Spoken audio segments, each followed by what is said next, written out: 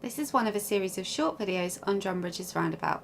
This one covers the road ahead from Newton Abbot to Liverton, which is the second exit. It's quite a minor destination, but it is written on the second sign, it shows it's the second exit. The road markings will tell you to use the middle lane for Liverton.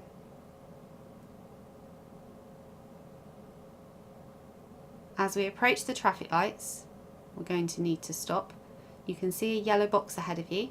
Make sure we keep that clear. When the traffic light changes to green, we need to make sure we can get safely across that yellow box. We can see the first exit on the left, which is for Plymouth and Ashburton. So we're going to pass that exit and become the new left-hand lane. Just as we come across here, passing the exit, it's a good idea to check your mirrors just to make sure that nobody's coming up on your left. So ours will now be the next exit. So we can exit off to the left for Liverton. I hope you found this useful. Thanks for watching. Why not check out some of my other videos?